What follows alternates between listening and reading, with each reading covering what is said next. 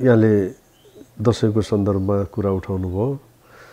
अहिले जुन यो शारदीय नवरात्रि छ, शारदीय दशैं छ, यसलाई हामी बडा दशैं भन्छौँ।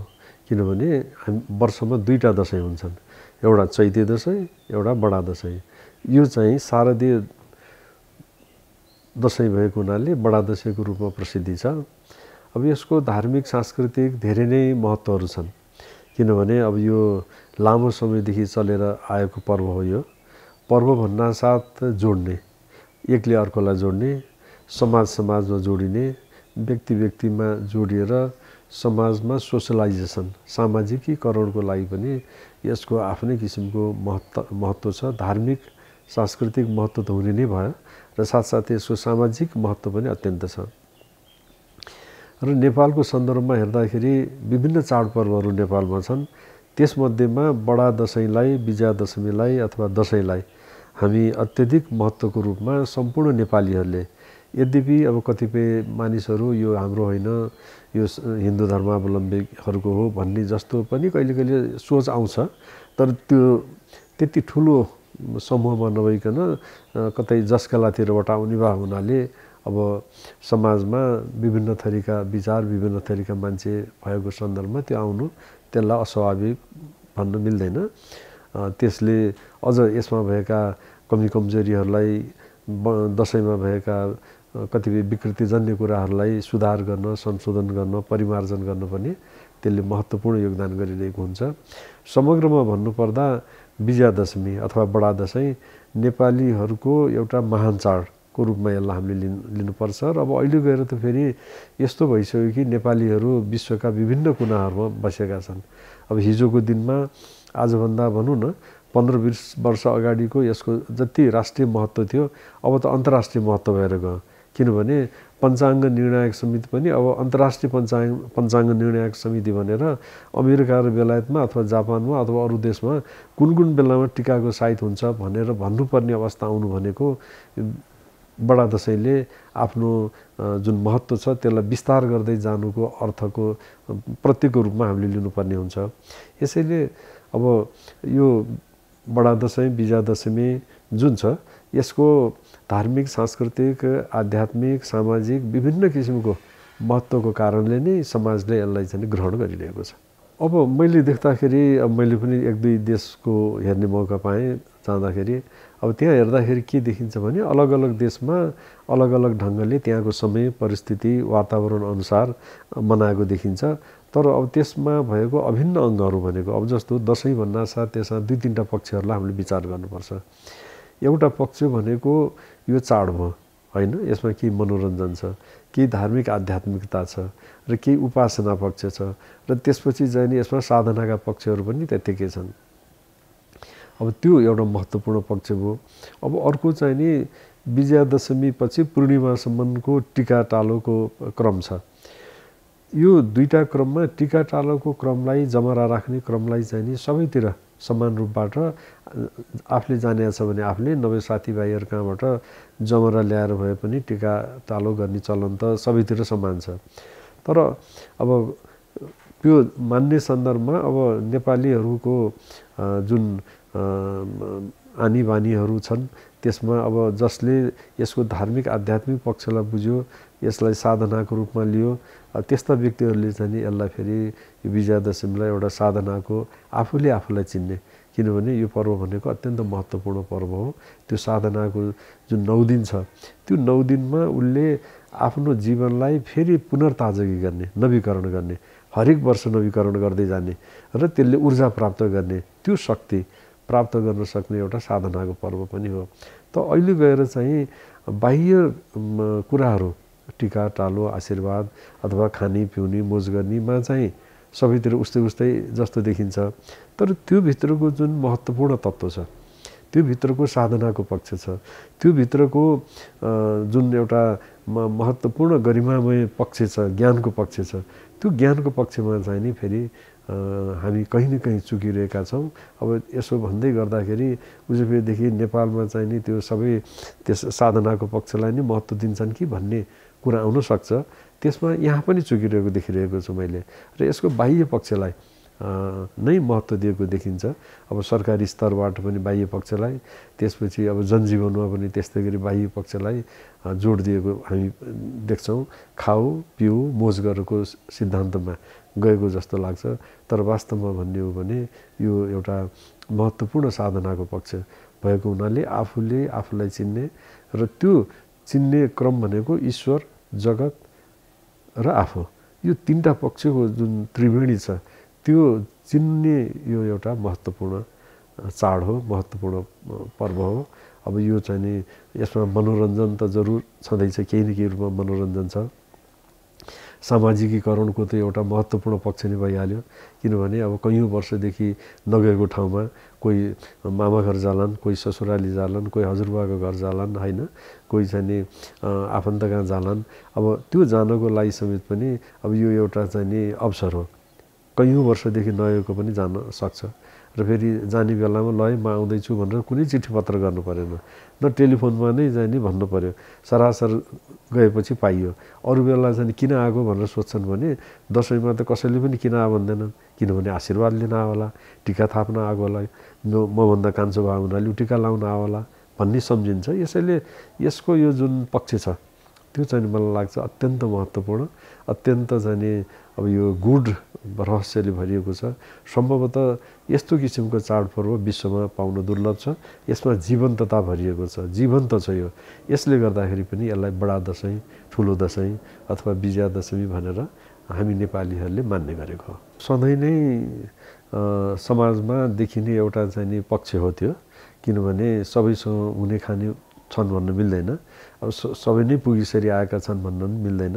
अब त्यस्तो परिस्थितिमा अब कतिपय मान्छेले अर्काको देखासेखीमा उसले त यसो गर्यो म पनि यसो किन्न गर्ने, उनीहरूले त सबैलाई लुगा किन्ने म पनि किन्न नकिन्ने, उनीहरूले यसो खायो म किन्न खाने भनेर हामी प्रतिस्पर्धामा जान थाल्यौँ भने चाहिँ नि त्यो अर्कोले घोडा चढ्यो भनेर आफू धुरीमाथि चढ्न जानु जस्तो हुन्छ।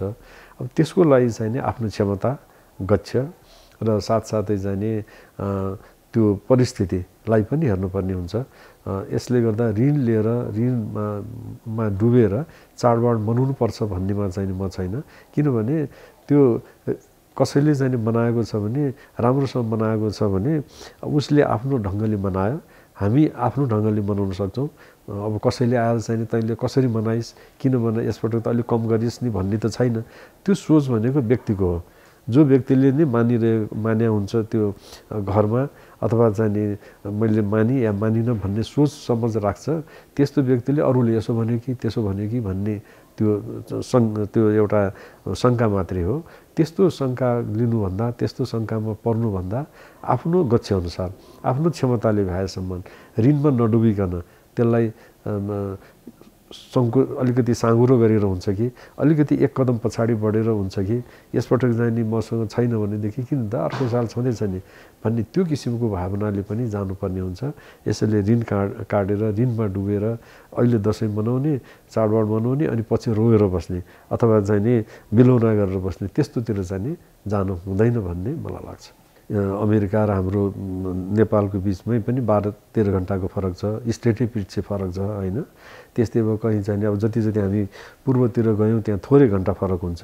अब जस्तो यहाँबाट चाहिँ हामी हङकङ गयौँ, त्यस्तै गरी जापान गयौँ भने थोरै घन्टा छ। तर अब जति टाढा गयौँ युरोपतिर जाँदाखेरि धेरै घन्टा फरक हुन्छ। त्यो धेरै घन्टाको फरकले गर्दाखेरि पनि अब त्यो सायद फरक भएको हो। त्यसले गर्दाखेरि अब त्यसमा त हामीले समयलाई, विश्वको समयलाई नै विचार गर्नुपर्ने हुन्छ। दसैँलाई अब नेपालीहरूको सबभन्दा व्यापक र व्यापक रूपमा समेटिएको यो पर्व भएको हुनाले यसलाई विभिन्न रूपमा मान्छेहरूले मनाइरहेका पाइन्छन्, होइन। एक थरीले यहाँले भनेको जस्तै सेतो टिका, अब जस्तो हाम्रो पूर्वतिर गयौँ भने राई लिम्बूहरूमा सेतो टिका लागेको देखिन्छ। अब त्यो सेतो टिकाको उहाँहरूको अर्थ गराइ चाहिँ त्यो रातोमा अलिकति चाहिँ नि नेगेटिभिटीको सङ्केत छ। त्यसले चाहिँ नि कसैको काटमार, कसैको चाहिँ नि केही भन्ने भावनाले त्यो किन लाउने, त्योभन्दा त बरु चाहिँ सेतो नै लाउने भनेर उहाँहरू सेतोलाई जोड दिनुहुन्छ। अनि त्यो टिका पनि फेरि चाहिँ नि ठ्याक्क निधारमा टक्क लगाउनुभन्दा निधारभरि नै चाहिँ नि लगाउने चलन उतातिर छ। अब फेरि अर्कोतिर रातो टिका, रातो भनेको चाहिँ शुभको सङ्केत, रातो भनेको चाहिँ नि अलिकति साध्वीताको सङ्केत, रातो भनेको वीरताको सङ्केत, रातो भनेको फेरि चाहिँ नि माङ्गलिकको सङ्केत भनेर रातो टिका लाउने चलन छ एकातिर। त्यस्तै अब जमरा भनेको चाहिँ नि हाम्रो शास्त्रहरूमा के भनेको छ भने अन्नम ब्रह्म भनेको छ, अन्न नै ब्रह्म हो। त्यसैले त्यो अन्न मध्येको पनि सबभन्दा प्रमुख जौ। अब जौ हाम्रो कुनै पनि पर्व पूजाहरूमा जौ बिना त चल्दैन। यसैले त्यो जौलाई त्यत्रो महत्त्व दिएको छ। अब त्यो महत्त्व दिएको हुनाले जौको प्रसाद ग्रहण गर्ने, अब 9 दिनसम्म चाहिने पूजाआजा देवी दुर्गा भवानीको पूजाआजा गर्दा, पूर्ण कलशको पूजाआजा गर्दा जमरा पनि स्थापना गरेर पूजा गरिन्छ। 9 दिनसम्म छोपेर राखिने हुनाले त्यो जौलाई उमारिन्छ र त्यसपछि त्यही जौलाई नै प्रसादको रूपमा ग्रहण गरिन्छ। अब यव संस्कृतमा यव भन्छन् त्यसलाई। अब त्यो यव भनेको चाहिँ प्राचीन अन्न मध्येको एउटा हो र फेरि पवित्र मध्येको एउटा हो, किनभने हाम्रो कुनै पनि पूजाआजामा चाहिन्छ।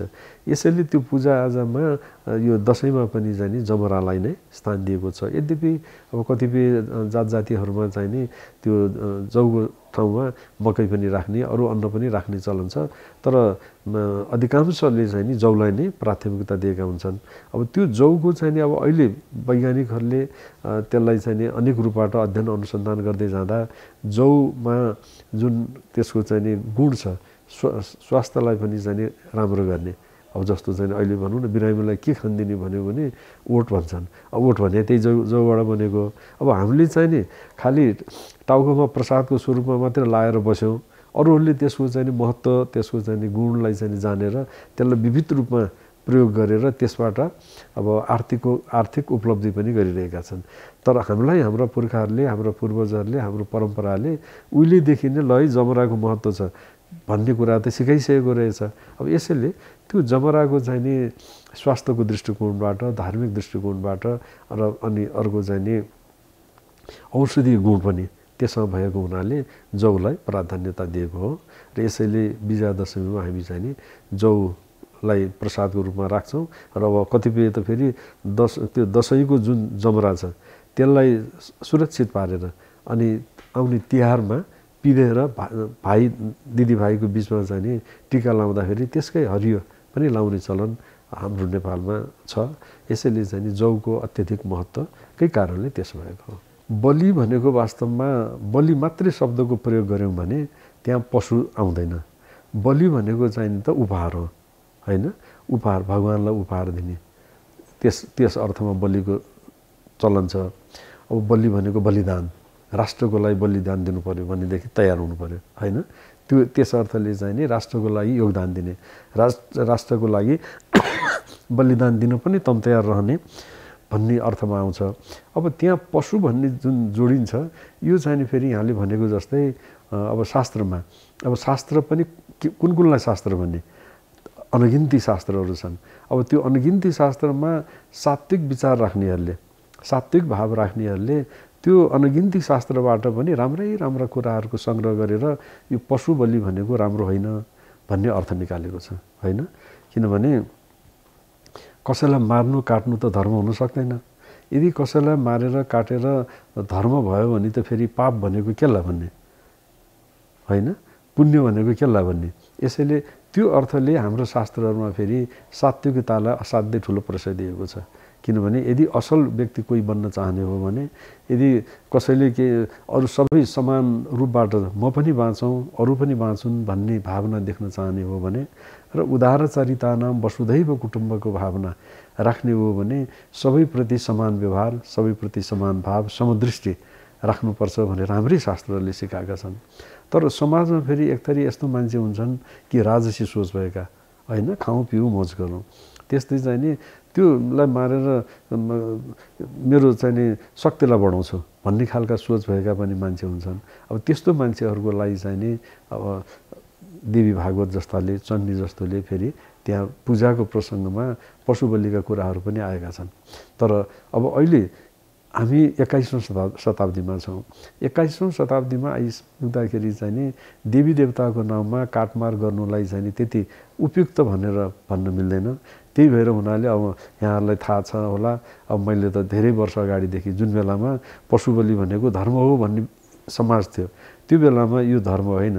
यदि पशु बलि धर्म भयो भने अधर्म भनेको के भन्ने सामाजिक अभियान सुरु गर्दै गर्दै जाँदाखेरि अब अहिले मलाई लाग्छ धेरैतिर एउटा बहसको विषय बन्यो। यो काटमार गर्नु त ठिक रहन्छ नि त, यो खानु हुँदो रहन्छ नि त भनेर धेरैले छोडेका छन् होइन। अब देवी देवताले नै खाइराख्नु भएको भनेर हामी भन्छौँ भने वास्तवमा त्यहाँ देवी देवताले त खाएको छैन। यदि देवी देवताले खाइदिएको भएदेखि त त्यो दक्षिणकालीमा कसैले बोका लिएर गएको छ अथवा राँगो लिएर गएको छ, कुखुरा लिएर गएको छ, उहाँले खाइदिएको भएदेखि त अर्को पटकदेखि कसैले पनि चढाउँदैन थियो होला। गएको साल ल्याएर स्वात्तै खाइदिनु भयो, के चढाउनु भन्नु पर्थ्यो होला। वास्तवमा त्यो भगवानको बाहनामा मान्छेले आफूले खानलाई गरेको एउटा तौर तरिका मात्रै हो त्यो। अब जसले चाहिँ नि खाँदैन उसले दिनु हुँदैन। अब जस्तो म जन्मजात माछा मासु खान्न, शाकाहारी छु म कहिले पनि अरूलाई चाहिँ नि त्यो काटमार गरेर चाहिँ धर्म हुन्छ, काटमार गरेर चाहिँ उन्नति हुन्छ भन्ने पक्षमा म छैन। अब त्यस्तै म जस्तो हजारौँ लाखौँ मान्छे छन् नेपालमा मात्र पनि विश्वभरि नै छन्। अब एक थरी मान्छेहरूको चाहिँ नि अब द्वैत चरित्र, म बलि चाहिँ नि गर्दिनँ तर म खान्छु भन्ने खालका छन्। त्यो चाहिँ त फेरि मिलेन। किनभने आफूले जे काम गर्दाखेरि आफ्नो आत्माले शान्ति पाउँदैन, आनन्द पाउँदैन, त्यस्तो काम अरूलाई गर्नुहुन्छ भनेर भन्नु त त्यो ठिक भएन। अब आफू चाहिँ खाइराख्ने अनि गर्नु यो देवी देवताले दिनुहुन्न भन्ने त त्यो ठिक भएन। अब फेरि एक थरी अर्को छन् म चाहिँ नि खान्न तर खानु त्यो काट्नुहुन्छ भनेर भन्छु भन्ने पनि छन्, फेरि त्यो पनि ठिक भएन। यसले गर्दाखेरि सबभन्दा ठुलो कुरा त आफूले आफूलाई सोध्ने हो। यदि मेरो बच्चा बच्ची अथवा मेरो चाहिँ नि केटाकेटीहरूलाई कसैले लिएर काटेर खान्छ भने म के भन्थेँ होला, त्यस्तै अर्काको छोराछोरी हामीले खाइरहेका छौँ होइन, त्यो मान्छे खाने मान्छेहरूले। त्यो ठिक हो कि होइन भनेर आफूले आफूलाई सोध्ने वास्तवमा भन्ने हो भने। यसले गर्दाखेरि अब हाम्रो शास्त्रले पनि त्यसैले भएर परिसङ्ख्या विधि भन्छ। यसलाई बढाउनुतिर कतै नलाग्नु है, यसलाई घटाउँदै घटाउँदै जानुपर्छ भनेर परिसङ्ख्या विधि। अब जस्तो भनौँ न, परिसङ्ख्या विधि भनेको एकादशी व्रत। कमसेकम एकादशीको बेलामा, पूर्णिमाको बेलामा अथवा चाहिँ साउन महिनामा नखाइदियो भने भोलि उसले गएर छोड्छ कि भनेर त्यस्तो किसिमका व्रतहरू पनि हामी कहाँ छन्। त्यसलाई परिसङ्ख्या भन्छन्। त्यसलाई घटाउनेतिर जानुपर्छ। शास्त्रहरूले पनि यसलाई बढाउने होइन घटाउनेतिर भनेर मनुस्मृतिले पनि भनेको छ। यसले हामी के देख्छौँ भने अर्कालाई मार्नु, काट्नु, खानु यो कुनै पनि हालतमा उपयुक्त होइन। फेरि हामी देवी भागवतका उपासक, हामी भन्छौँ या देवी सर्वभूतेषु मातृरूपेण संस्थिता नमस्तस्यै नमस्तस्यै नमस्तस्यै नमो नमो भनेर चाहिँ उहाँलाई आराधना पनि गर्छौँ। के भन्छौँ भने माता हजुर त सारा संसारको, सारा प्राणी मात्रको आमा हुनुहुन्छ भन्छौँ। अनि उनी आमाको अघितिर लिएर त्यो सानो अबोध पशु पन्छीलाई लिएर काटिदिने, मारिदिने गर्नु कहाँसम्म बुद्धिमानी हुन्छ, कहाँसम्म उपयुक्त हुन्छ, त्यो अरूले भन्नुभन्दा पनि आफैले आफैलाई सोध्यो भने त्यसको जवाफ आउँछ जस्तो मलाई लाग्छ। केही हदसम्म होइन, म त भन्छु धेरै कम भएको छ। अब जस्तो यहाँलाई कतिको थाहा छ कुनै पहिला पहिला यो अभियान सुरु भन्दा अगाडि सडकमा अष्टमीमा नवमीमा यो सडकमा निक्लिन सकिँदैन थियो काठमाडौँको खास गरी। त्यस्तै गरी अब गाउँघरमा पनि हो। बाटो बाटोमा काटेको मारेको त्यो चाहिँ नि मोटर अघिल्तिर उभ्याएको छ, त्यहाँ के अरे त्यो कुखुरालाई बलि दिएछ, हाँसलाई दिएछ, अब सक्नेले फेरि बोकालाई काटिरहेका छन्। सडक रक्ताम्य हुन्थ्यो। अब आज हेरौँ, आज चाहिँ नि हेरौँ सडकमा त्यो अवस्था छैन, नरिवल चढाउन थालेका छन्। अब त्यस्तै गरी भद्रकालीको मन्दिरदेखि लिएर गुहेश्वरी दक्षिणकालीतिर हेरौँ, त्यहाँ पनि अब कुनै बेला नरिवल भने के हो भन्ने जमाना थियो। अब अहिले सबैतिर नरिवलको चाहिँ नि चलन आयो। अब यसले गर्दाखेरि मलाई चाहिँ नि के लाग्छ भने अब निर्मूल पार्नको लागि चाहिँ त दुवैतिरबाट लाग्नुपर्छ। एउटा चाहिँ नि सरकारी पक्षबाट पनि लाग्नु पर्यो, लाग्नु पर्यो हो। अब राज्य संयन्त्रले चाहिँ अब के गर्छ, अब जस्तो भनौँ नेपालमा नेपालीहरूको लागि गर्नुपर्ने धेरै काम छ। सुशासनको लागि होइन, सुख दिनको लागि, त्यस्तै गरी चाहिँ नि समुन्नतिको लागि। तर अब दसैँतिर हेर्नुहोस् त यहाँले देख्नुहुन्छ राज्यको संयन्त्र खाद्य संस्थान कहाँबाट भेडा र च्याङ्ग्रा ल्याउने भनेर बसिरहेको देखिन्छ। अब यो यस्तो काम पनि गर्नुहुन्छ राज्यले। यसैले पहिलो त राज्यले पनि प्रोत्साहन दिनु पर्यो। त्यसपछि अब दोस्रोमा चाहिँ नि जनताहरूले पनि त्यही अनुसारको चाहिँ नि विचार धारणा राख्दै जान्छन्। अब जस्तो अहिले राज्यले कसैले मासुको दोकान खोल्छु भन्यो भने उसलाई 5 लाख रुपियाँ चाहिँ नि सजिलैसँग पाउन सक्छ। अब त्यही अर्कोले चाहिँ म तरकारीको अथवा फलफुलको राख्छु भन्यो भने उसलाई पाउन गाह्रो छ। यसैले अब यहाँ त राज्यले प्रोत्साहन दिइरहेछ। अब किन प्रोत्साहन दिएको थाहा छैन। अब संसारमा जति पनि महामारीहरू छन्, अब अस्ति भर्खर गयो कोभिडदेखि लिएर जति पनि महामारी, सार्स भनौँ, स्वाइन फ्लू भनौँ, एभियन इन्फ्लुएन्जा भनौँ, होइन, अनेक थरी चाहिँ म्याड काउ डिजिज भनौँ, जति पनि ठुला ठुला रोग आएका छन् माछा मासुकै कारणले आएका छन्। अब अहिले संसारमा जति पनि रोगको चाहिँ कारण हो त्यो माछा मासुकै खानपानको कारणले हो। थाहा छ, सबैलाई थाहा छ। तर त्यसलाई चाहिँ नि अब ट्याक्स आउँछ, त्यसबाट चाहिँ केही आउँछ भनेर चाहिँ नि राज्यले चाहिँ नि प्रोत्साहन दिइरहेको देखिन्छ। अब यो कुनै पनि हालतमा उपयुक्त होइन। अब हामी त के भन्छौँ भने राज्यले अब जस्तो चाहिँ नि सिंहदरबारभित्र काटमार गरिदिनु भएन, राष्ट्रपतिको भवनभित्र काटमार गरिदिनु भएन, प्रधानमन्त्रीको भवनभित्र काटमार गरिदिनु भएन, कुनै पनि सार्वजनिक भोजभतेरहरूमा, सरकारी भोजभतेरहरूमा माछा मासुको परिकार नगरिदिउँ। अब कुरा हामी शान्तिको गर्छौँ, यस्तो गर्नुपर्छ उस्तो गर्नुपर्छ भन्छौँ, त्यो शान्तिको कुरा सकेको एकछिनपछि गएर खान जान्छौँ माछा मासु, जाँड रक्छ, होइन। यसैले यस्ता किसिमको यो द्वैत चरित्रबाट चाहिँ नि शान्ति आउँदैन।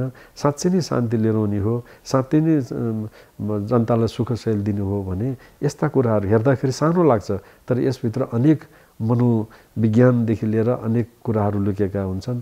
यसलाई पनि विचार गर्नुपर्छ भन्ने मलाई लाग्छ। अब उहाँहरूको द्वैत चरित्र कसरी देखिन्छ भने, अब बुद्धले परम्परादेखि चलिआएको धर्ममा, संस्कृतिमा जुन किसिमको एउटा बलि प्रधान देखेर नै यो ठिक भएन भनेर उहाँ लाग्नुभयो। अब लाग्दाखेरि चाहिँ नि उहाँले यो सबभन्दा पहिला नै 5 पञ्चशीलको सिद्धान्त छ। त्यो पञ्चशीलको सिद्धान्तमा 1 नम्बरमै चाहिँ नि हिंसा गर्नुहुन्न भन्नुभएको छ, दोस्रो नम्बरमा चोरी गर्नुहुन्न, होइन। राम्रो कुरा हो त्यो। अब हिंसा भनेको मन, वचन, कर्म, मनसा वाचा कर्मणा, तिनटै कुराको हिंसा गर्नुहुन्न भनेर उहाँले त्यस्तो राम्रो उपदेश दिनुभयो। तर अब उहाँहरूको चाहिँ नि शिष्य प्रशिष्यहरू, थोरै मात्रै शिष्य प्रशिष्यहरू अहिले अहिंसक छन्। अब हुँदा चाहिँ बौद्ध धर्ममा अहिंसावादी बौद्ध समाज भनेर गठन गरेको देख्छु म नेपालमा। आफ्नो लागि भनेर कसैले काटेको छैन र बजारमा पाइन्छ भने त्यो ल्याएर खानुहुन्छ भन्ने उहाँहरूको भावना छ। भनेको त उहाँहरूले नखाइदिने हो भने त्यो पसलै खुल्दैन थियो, उहाँहरूकै कारणले खुलिया छ। तर उहाँहरू भन्नुहुन्छ हामीले काटो भने होइन, राखेर छ, यो त चाहिँ तरकारी खा जस्तै त हो नि भन्ने छ विश्वभरि नै।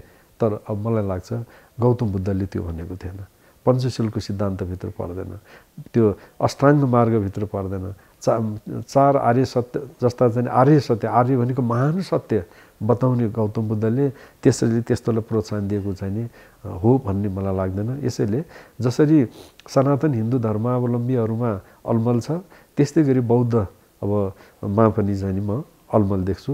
मात्र जैनहरूमा चाहिँ यस्तो अलमल देखिँदैन, किनभने उनीहरू एकदम निरामिष छन्, होइन। अब अहिले त फेरि चाहिँ नि सनातन हिन्दू धर्म अन्तर्गत पनि विभिन्न सम्प्रदायहरू जन्मिदिएका छन्, जसले यो काटमार भनेको गलत हो भन्ने कुरालाई चाहिँ नि आफ्ना शिष्य प्रशिष्यहरूमा उहाँहरू चाहिँ नि त्यसलाई लागू गर्यो भने, त्यसमा अमल गर्यो भने, त्यसको अनुयायी बन्यो भनेदेखि जीवन सुध्रिन्छ भनेर अब जस्तो भनौँ पुराना परम्परादेखि आइरहेका श्री वैष्णवहरू, होइन, वैष्णव सम्प्रदायहरू, कृष्ण प्रणामीहरू, त्यस्तै गरी चाहिँ नि यता ओम शान्तिहरू, त्यस्तै गरी अब अहिलेका जति पनि साधु सन्त महात्माहरू अहिले समाजमा देखिराख्नु भएको छ, कसैले पनि यो काटमारलाई प्रोत्साहन दिएको मैले देखेको छैन। चाहे स्वामी रामदेवजी हुन्, चाहे चाहिँ नि यता अहिले चलेको रविशङ्करजी हुन्, कोही पनि, त्यस्तै गरी सद्गुरु हुनुहुन्छ जो अहिले चाहिँ नि अलिकति विशेष रूपबाट परिचित हुनुहुन्छ, त्यस्ता पनि कुनै पनि साधु सन्त महात्माहरूले यो काटमारलाई चाहिँ प्रोत्साहन दिएको देखिँदैन। हुनु पनि अब हाम्रो वैदिक संस्कृतिमा पनि के हो भनेदेखि ईश्वर कहाँ बस्छ त भन्दाखेरि ईश्वर भनेको त प्राणी मात्रमा बस्छ। प्राणी भन्नासाथ सानो भूषणादेखि लिएर ब्रह्मासम्म त्यो हुन्छ। यसैले त्यस्तो बसेको जहाँ छ ऊ त मै जस्तो हो नि, त्यसैले मलाई चाहिँ काट्दाखेरि दुख्छ भने उसलाई पनि दुख्छ, मलाई कसैले नमिठो बोल्दाखेरि मेरो चित्त दुख्छ भने उसलाई पनि दुख्छ। यसैले यस्तो गर्नुहुन्न भन्ने किसिमको चाहिँ नि सिद्धान्त हाम्रो शास्त्रले दिइरहेको छ, सिकाइरहेको छ। कसैका चाहिँ फाप्दैन भन्ने चलन छ, होइन। अब कुनै वखतमा कुनै दुर्घटना भयो अथवा घटना भयो, त्यसले गर्दा चाहिँ नि अब हामी कहाँ फाप्दैन भन्ने चलन पनि छ। अब कतिले जमरा राख्दैनन्, किन त भन्दा हो त्यसैले चाहिँ नि हामी कहाँ फाप्दैन भन्छन्। त्यस्तै अब नेवार समुदायमा चाहिँ नि त्यो कालो टिका लाउने चलन छ होइन। अब विभिन्न किसिमको हाम्रो संस्कृति छ। अब त्यसमा चाहिँ नि व्यक्ति विशेषमा घर घरमै पनि फरक हुनसक्छ। अब जस्तो भनौँ न अहिले नै दुर्घटना भयो, अब कतिजना मान्छे चाहिँ नि काठमाडौँमा दसैँको लागि भनेर आएको थियो होलान्, कतिजना बाहिर गएको थियो होलान्। दसैँमा यस्तो भयो हुनाले भइगयो, अब हामी अर्को पटकदेखि नमनाउने भन्ने पनि त सक्छन् नि, मान्छेको इच्छाको कुरा हो। त्यसले गर्दाखेरि अब यस्तो व्यक्ति व्यक्ति पछि त फरक फरक धारणा हुनसक्छ। तर समग्रमा भन्दाखेरि चाहिँ नि अब बडा दसैँको अत्यधिक महत्त्व छ।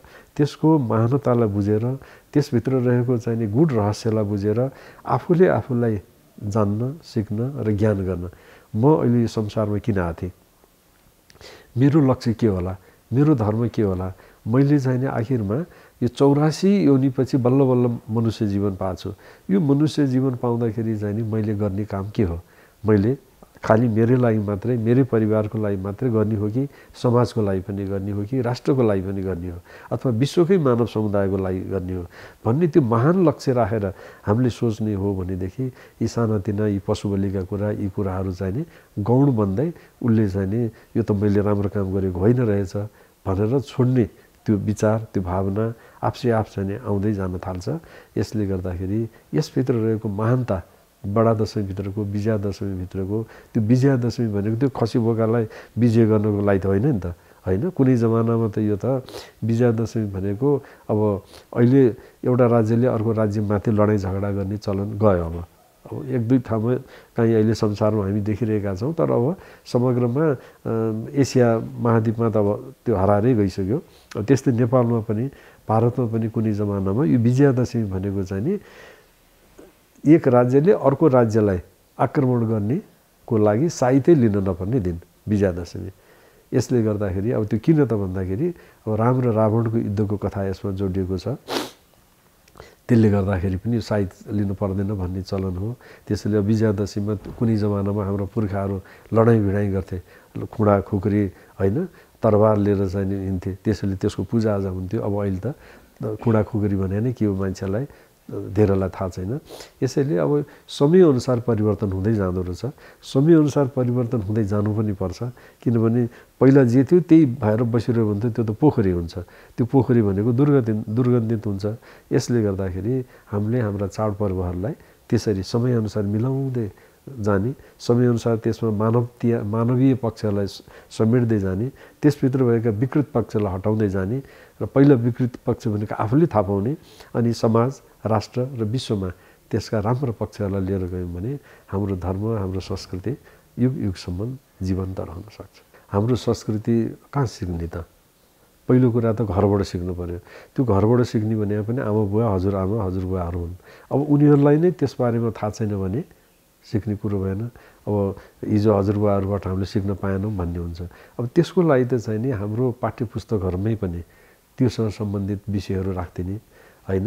अनि कसैलाई चाहिँ नि मलाई दसैँको बारेमा अथवा हाम्रो चाडपर्वको बारेमा जान्न मन लाग्यो भनेदेखि कहीँ पढ्न जान पाउने, सिक्न जान पाउने, 1 महिने तालिम, 2 महिने तालिम अथवा 6 महिने तालिम, अथवा सरकारले पनि हाम्रो संस्कृतिको विषयमा पढ्नेहरूलाई चाहिँ नि यति नम्बर पाइन्छ, प्रमोसनको हुँदाखेरि यति नम्बर जोडिन्छ भन्यो भनेदेखि मान्छेहरू पढ्न जान्छन्। त्यसले रोजगारी पनि बढ्छ।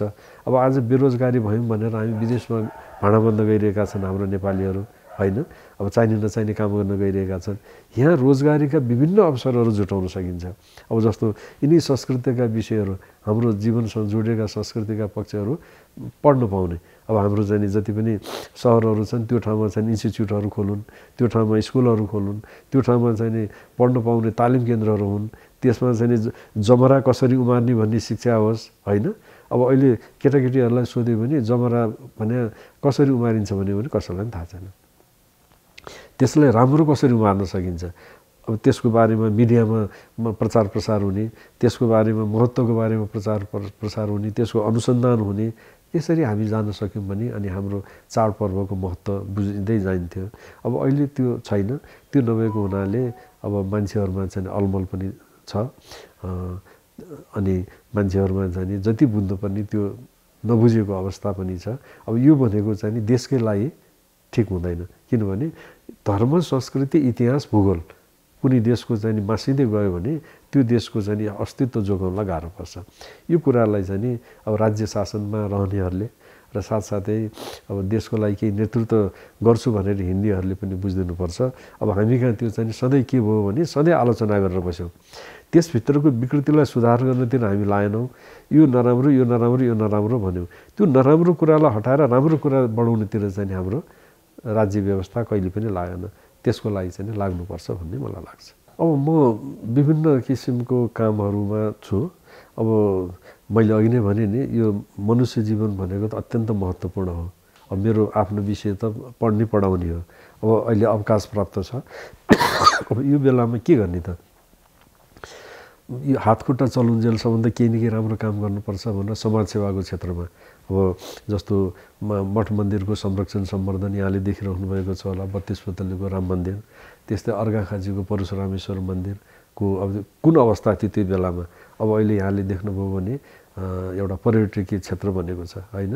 अब 32 पतलीको राम मन्दिर नेपालको सफा सुग्घर मन्दिर मध्येको एउटा बनाउन सफल भयो 32 वर्षको प्रयासपछि।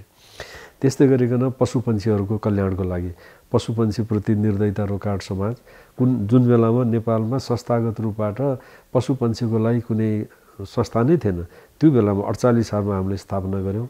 अब अहिले कमसेकम यो दुखी कुकुर, गाई, बस्तु, बिराला, बाँदरहरूको सेवा गरेर बसिरहेको छ होइन। त्यस्तै गरी मानव सेवाको लागि सडकमा मान्छे यत्तिकै अल्पत्र छन्, उनीहरूलाई के गर्ने त भन्दाखेरि सर्वोत्कृष्ट जीवन शाश्वत चिन्तन भन्ने एउटा संस्था, साँचो जीवन निर्माण अभियान भन्ने स्थापना गरेर त्यसकै माध्यमबाट त्यसकै अन्तर्गतमा यहाँले सुनिरहनु भएको होला मानव सेवा आश्रम। मानव सेवा आश्रमको स्रष्टा द्रष्टा जे भनौँ त्यो बनेर चाहिँ नि त्यसको प्रमुख संरक्षक भएर अहिले देशभर करिब 26 ठाउँमा आश्रम स्थापना भएको छ। त्यस्तै गरिकन 16 जिल्ला कभर गर्छ त्यसले। आफ्नै 12वटा जति ठाउँमा घरहरू बनिसकेको छ। अहिले करिब हरेक दिन 1600 देखि 1700 मान्छेहरूले चाहिँ नि त्यहाँ बिहानदेखि बेलुकाको भोजन पाउँछन्, औषधि उपचार हुन्छ। राज्यले गर्नुपर्ने काम, नगरपालिकाले गर्नुपर्ने काम मानव सेवा आश्रमको माध्यमबाट नेपालमा अहिले भइरहेको छ। अब त्यो काममा पनि संलग्न हुन पाएको छु।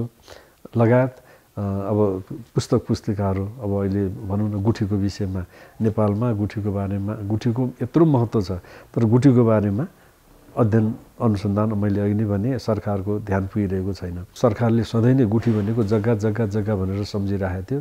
अब मैले भने यो गुठी जग्गा मात्र होइन है, यो त सम्पदा हो। किनभने यसभित्र मठ मन्दिरको संरक्षण सम्वर्धन गर्ने क्षमता छ र हाम्रा पुर्खाहरूले राज्यलाई कुनै पनि दुःख नदिने गरिकन उनीहरूले राखेको चाहिँ नि जिउने भनेको जग्गा जमिन, त्यसको आम्दानीबाट मठ मन्दिर पनि चल्ने, त्यहाँका पुजारी र रैरकमीदेखि लिएर सबैलाई काम गरे बापतमा केही पाउने पनि गरेर रोजगारीको सिर्जना र अर्को चाहिँ नि फेरि अनेकतामा एकता। एउटा मन्दिरमा राखेको गुठीमा त्यहाँ विभिन्न जात जातिका मान्छेहरू संलग्न हुन्छन् र उनीहरूको उद्देश्य के हुन्छ भने यो मन्दिरको काम राम्रो गर्ने, यहाँको जात्रा मात्रा राम्रो गर्ने, यसलाई चाहिँ भव्यसँग चाहिँ सुरक्षित गरेर राख्ने भन्ने जुन त्यो एउटा भावना र धारणा छ, त्योलाई एकदम पक्का बनाउनुको लागि त्यसलाई एउटा सुदृढ बनाउनुको लागि जुन एउटा व्यवस्था गर्दै अब त्यो गुठी भन्ने अब त्यो भनेको एउटा सामाजिक पुँजी हो नेपालको लागि। अब त्यो सामाजिक पुँजी विश्वकै लागि अनौठो छ। अब हुन त बेलायत अमेरिकामा कतिपय विश्वविद्यालयहरू 12औं-13औं शताब्दीपछि इन्डाउमेन्ट सिस्टमबाट हाम्रै गुठी जस्तै चलनबाट चलेका छन्। तर हामी कहाँ त 5औं-6औं शताब्दीदेखि नै गुठीको एउटा चाहिँ प्रौढ रूप पाइन्छ। त्योभन्दा अगाडिदेखि कहिलेदेखि चल्या होला थाहा छैन हामीलाई, तर 5औं शताब्दीमा आइपुग्दाखेरि त त्यो त एउटा प्रौढ रूपमा चाँगुनारायणको चाहिँ नि मानदेव प्रथमको 522को विक्रम सम्वत 522को अभिलेखमा पाइन्छ। यसैले गुठी भनेको चाहिँ नि हाम्रो जनजीवनमा भिजेको एउटा चाहिँ नि अत्यन्त सुदृढ र कुनै कुरालाई बलियो बनाउनु पर्यो, कुनै कुरालाई दिगो गराएर चाहिँ नि चलाउनु पर्यो भने गुठी राख्ने भन्ने जुन एउटा भावना धारणा छ त्यसकै माध्यमबाट चलिरहेको हो। तर अब सरकारले त्यसलाई बुझ्न सकेन। सम्पदा हो मुख्यतः, त्यो सम्पदाको जिउनीको लागि राखेको चाहिँ जग्गा हो। यसैले त्यो जग्गा भनेर हामीले मास्त्यौँ भने हाम्रो सम्पदा मूर्त अमूर्त सम्पदा खतम हुन्छ। त्यसैले मूर्त अमूर्त सम्पदालाई जोगाउने हो भनेदेखि गुठीलाई जोगाउनुपर्छ।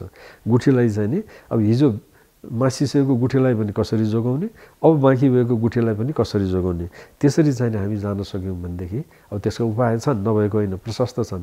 तर अब सरकार आउनु पर्यो, ल हामीलाई सिकाइदेऊ भन्न आउनु पर्यो। त्यसपछि चाहिँ नि त्यससँग सम्बन्धित व्यक्तिहरू बसेर चाहिँ नि ल यो गऱ्यौँ भने गुठी जोगिन्छ भन्न सकिन्छ। तर अब हामी कहाँ सरकार भनेको कस्तो छ भने सरकारको कान छ सुन्दैन, आँखा छ देख्दैन, मुख छ बोल्दैन। अनि त्यो एउटा चाहिँ नि के भन्ने अब त्यो के पनि नबोल्ने सरकारसँग चाहिँ नि के आशा गर्ने, त्यस्तो पनि कहिले कहिले देखिरहेको छ। यो त अबेला भइसक्यो, धेरै अगाडि गर्नु पर्थ्यो। किनभने विक्रम सम्वत 1910 को श्रीपाद सुरेन्द्र विक्रम शाह अथवा प्रधानमन्त्री जङ्गबहादुर भएको वखतमा मुलुकी ऐन बन्यो। त्यो मुलुकी ऐनमै चाहिँ नि गुठीको परिभाषा छ। त्यहाँ के परिभाषा छ भने गुठी भनेको देवताको लागि छोडेको सम्पत्ति, त्यो निजी हुँदैन, त्यो सार्वजनिक हुन्छ, त्यो गुठी हुन्छ, देवस्व हुन्छ। त्यो देवस्वलाई मास्नु पाइँदैन भनेर उहिले भनिदिया छ।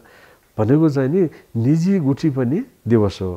तर अब त्यो 1910 ले भनेको कानुनलाई चाहिँ नि मान्ने कोही पनि भएन। 2021 सालमा गुठी संस्थान जन्मियो, राजगुठीको लागि जन्मियो, छुट गुठी निज गुठीको लागि के पनि भएन। अनि निजी गुठीहरू चाहिँ नि पनि देवस्व है भनेर भन्दै पनि त्यसलाई मास्न थाल्यो। कहिले जग्गा सट्टापट्टाको नाउँमा, यहाँको अमूल्य जग्गा छ काठमाडौँको, त्यसलाई सट्टापट्टा दियो कहाँको त भन्दा नाङ्लेभिरको बाँदर नाच्ने जग्गा होइन। असनको राम्रो जग्गा चाहिँ गुठीको छ, त्यसलाई चाहिँ करोडौँ रुपियाँमा बेच्यो।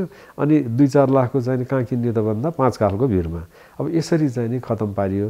अब त्यो चाहिँ नि 41 सालमा गुठी ऐनमा संशोधन भएर त्यो रैतानी भन्ने जुन आयो नि, अब रैतानी भन्ने आएको थियो गुठी अधीनस्थ जग्गाको लागि मात्रै। तर यहाँ के भइदियो भने गुठी संस्थानले त गर्छ भने हामी किन नगर्ने भनेर प्रतिस्पर्धा चल्यो। अब त्यो प्रतिस्पर्धामा जाँदाखेरि चाहिँ विभिन्न कार्यकारी आदेशहरूबाट कहिले मन्त्रीले आदेश गरिदिने, कहिले चाहिँ नि महानिर्देशकले आदेश गरिदिने, गर्दा गर्दै चाहिँ नि हाम्रा गुठीका जग्गा जमिनहरू निजी गुठीका, छुट गुठीका, अब राजगुठीका पनि ती समाप्तिको बाटोतिर चाहिँ नि गइरहेका छन्। तिनीहरूलाई जोगाएनौँ भने हाम्रो मठ मन्दिरहरूलाई जोगाउन सकिँदैन, हाम्रो संस्कृतिलाई जोगाउन सकिँदैन, हाम्रो देशलाई पनि वास्तवमा भन्यो भने गाह्रो हुन्छ। किनभने जब संस्कृति नै छैन भने अनि बिना संस्कृतिको त देश हुँदैन।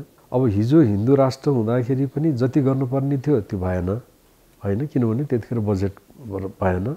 अब मन थियो होला, त्यसलाई चाहिँ नि कार्यरूपमा गर्नको लागि पैसा थिएन। अब अहिले चाहिँ नि जेन तेन प्रकारेण ऋण गरेर हुन्छ कि विप्रेसनहरू आएर हुन्छ कि छ बजेट छ, तर मन छैन। अनि फेरि संविधानमा धर्मनिरपेक्ष भनेर राखिएको छ। अब धर्मनिरपेक्ष भनेको धेरैले के बुझेका छन् भने धर्मको लागि हामीले काम गर्नुहुन्न भन्ने बुझे। अब सरकारको चाहिँ नि कुरा सुन्दाखेरि धर्मनिरपेक्ष भनेको समानताको व्यवहार गर्न खोज्या भनेर एकातिर भन्छ। अब अफिसमा गएर चाहिँ नि कुनै मठ मन्दिरको लागि लाउन, मेरो मठ मन्दिर त भत्किन लाग्यो, बिग्रिन लाग्यो, यसलाई केही सहयोग गर्नु पर्यो भन्यो भने उनीहरू के भन्छन् भने अब धर्मनिरपेक्ष छौँ, हामीले गर्न मिल्छ र भन्ने जस्तो छ। तर उनीहरू त मलाई लाग्छ गल्तीमा छन्। हाम्रो आधार धर्म संस्कृति भनेको त नेपालको आधार हो। त्यो नेपालको आधारलाई नै चाहिँ मास्नको लागि त संविधानले भने होइन। यसैले त्यो धर्मनिरपेक्ष भन्ने शब्दले पनि मान्छेमा अल्मल्याएको छ। अब त्यसले गर्दाखेरि चाहिँ नि अल्मलिरहेछन्। उनीहरू चाहिँ नि प्रत्यक्ष रूपबाट, सिधा रूपबाट, सजिलो रूपबाट सहयोग गर्न चाहिँ नि तयार छैनन्। अब कुनै चाहिँ नि सम्बन्धको कारणले, कुनै कारणले चाहिँ कसैले पाएदेखि बाहेक, नभएदेखि चाहिँ नि मठ मन्दिरहरूको संरक्षण सम्वर्धन गर्नलाई असाध्य गाह्रो भइरहेको छ। अब मलाई त के लाग्छ भने यदि हामीले समयमै यसमा विचार गरेनौँ भने हाम्रा मठ मन्दिरहरू चाहिँ नि त्यो व्यवहारिस बन्ने अवस्था चाहिँ झन्झन बढ्दै गइरहेको छ। अब अहिले भन्नलाई त हामी स्थानीय सरकार भन्छौँ, प्रदेश सरकार भन्छौँ, सङ्घीय सरकार भन्छौँ।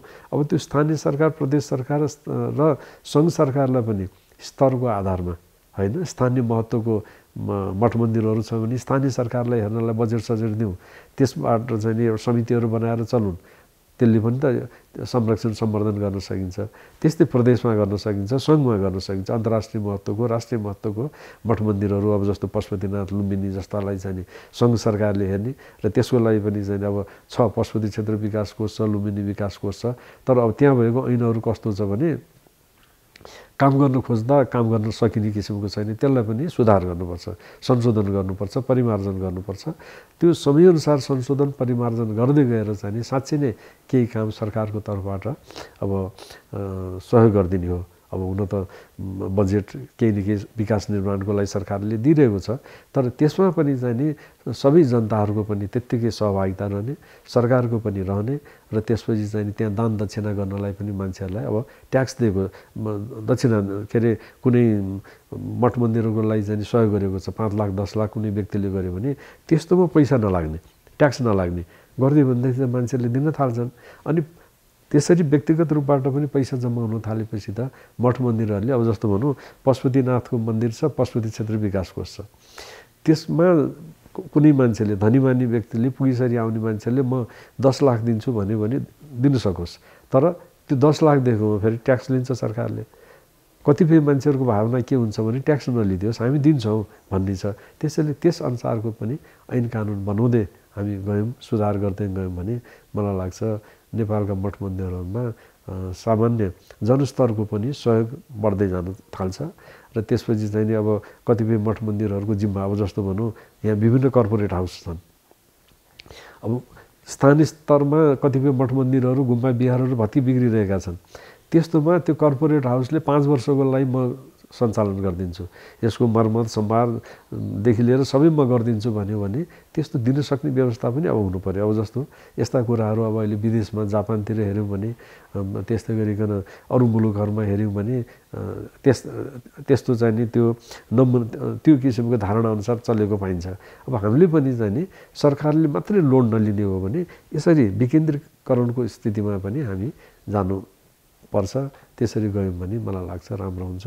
2-4वटा मठ मन्दिरहरूलाई सामान्य दिनलाई छ, त्यो कनिका छरेको जस्तो छ नि, अब त्यहाँ चाहिन्छ चाहिँ नि 5 करोड, अब त्यहाँ दिएको छ 5 लाख, त्यसले त केही हुनेवालै छैन, दिस भन्ने मात्रै हो। त्यसैले अब समग्रमा सोच्नुपर्ने हुन्छ। पुरातत्व विभाग छ संस्कृति मन्त्रालयमा, धेरैजसो मठ मन्दिरहरू छन् गुठी संस्थान अन्तर्गत भूमि सुधार मन्त्रालयमा, त्यसैले त्यो नै मिलिरहेको छैन, त्यसलाई एकरूपता ल्याउनु पर्यो। र अझ साँच्चै भन्ने हो भने संस्कृति मन्त्रालय अलग्गै बनाएर त्यो संस्कृति मन्त्रालय अन्तर्गत चाहिँ नि हाम्रा मठ मन्दिर गुम्बा बिहार मूर्त अमूर्त सम्पदाहरूलाई हेर्ने र त्यसलाई चाहिँ नि सहयोग गर्ने किसिमले चाहिँ अगाडि बढ्न सक्यौँ भने केही होला भन्ने आशा गर्न सकिन्छ। नभए अब नागरिक उड्डयन मन्त्रालय को मा लागेर संस्कृति भने एउटा सानो शाखा